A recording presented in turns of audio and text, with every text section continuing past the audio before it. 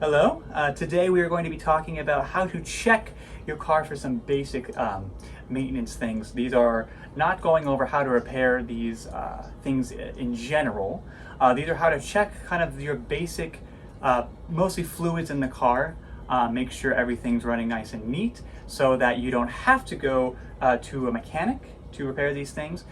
You want to be able to do these simple things by yourself. I think everyone should be able to learn how to do these simple things I'm going to go over today. Not only does it save you time if you break down, which is not only embarrassing but can be dangerous, but you will be saving so much money in mechanic fees. You will be happy you know how to do these things. So some things I'm going to go over. First of all is once you open up the hood, people get very intimidated by everything going on. There's a lot of moving parts, a lot of different colored parts sticking at you, but I'm going to go over and help you identify what is what and how to check them. They're all actually very easy, all intuitive, the ones at least I'm going to go over today. No one likes bringing their car to a mechanic. They are notorious for being dishonest, and they'll charge you, I would say, over 10 times in my personal experience as someone who has worked on many cars and working on very different and complex problems. Know what some repairs should cost, and I know how much mechanics will charge for them, and they are often multiplied by 10 from what I've seen from personal experiences. So this will help you save both time and money. The first thing we're going to do before we start anything is safety check. So we're going to make sure that we're not putting ourselves in danger. We want to make sure the car has not been running for a while. I would say a good few hours just to be safe. Especially if your car does have a cooling down issue. The oils and waters and things we're going to be checking, you will be very hot if a car is running. You will get third-degree burns almost guaranteed, especially for things like the radiator. You could get steam blowing at you, which of course can cause major burns. We don't want that to happen. Make sure the car is cold. Maybe even have your hand, if you're questioning, against the back of metal real quick just to make sure everything's hot, kind of like a doorknob.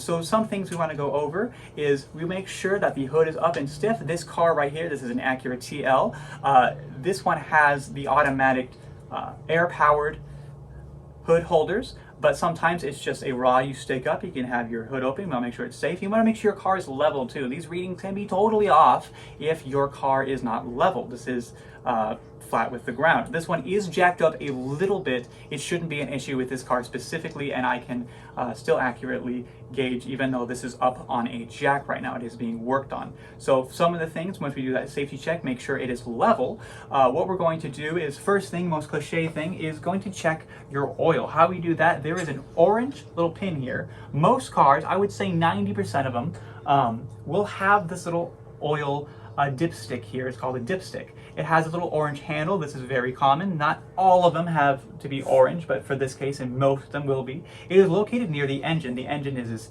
big contraption right here and should be identifiable when you open up a hood. This should be one of the easiest things to access, and Acura does have it, so I can just pull the pin right here. Now make sure you have a cloth like I should have right now. However, I already checked this, so I don't need to re-wipe it. What you would do normally, you get a little cloth or something, just wipe off that oil right there because you don't know if that's accurate.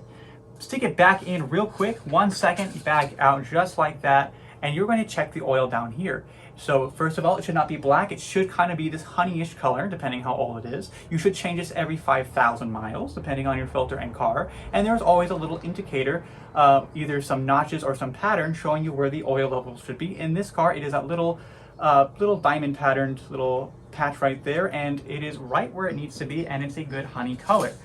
Going on to the water, you have two sources of water usually. This is for your windshields and for your radiator up front, keeping the car cold. If you do not make sure you have water in your car can overheat. Same thing with the oil. Specifically, oil is more for the engine. It makes sure that the parts, these are big heavy metal parts going real fast, do not only overheat, but do not break down, and there's lots of lubrication in there so the parts can move fast without any issue. To check this, normally there's a little reservoir, a little plastic reservoir. Different cars, this is where things can differ a little bit, but it's normally the biggest plastic reservoir in your car. This one right here, you just unscrew, you look out here, and once you know where these are and you take them out, it's very intuitive. A lot of these, like right there, splashed with water, good thing it's not hot. Very intuitive. On the actual plastic on this one, it'll tell me where my level should be. I know exactly where those are, and that is a good spot. You don't want to open that when you're hot. Steam can come out again, and it can very much hurt you. You have your windshield wiper, same stuff. It is always going to have something looks like this, but in this case, it's going to be, it has that logo. That is very common. Again, the plastic has a very intuitive follow along, so you can make sure it's at the right level. That is at the right level. And back there, this is one of the hardest ones, usually, especially in Hondas. It is going to be the reservoir with a black cap on it. You can remove that cap. That is your brake fluid. You, of course, want to brake. You don't want it to be pitch black. It should generally be a little perhaps darker than your engine oil, but you don't want it to be black at all. Make sure that's good, and you have some in there. That's very good to do. And once you make sure, those are kind of the basic things you can do to check. Very easy, very nice. Now there are some other things cars can do, but for generally this is what you want to look for. You can save time and money by doing this. Car mechanics can charge you, again, thousands of dollars for simple repairs that are not needed. This can help you reduce that and also keep you safe on the road without any embarrassing incidents. These are all things everyone should know. Thank you for listening. Thank you.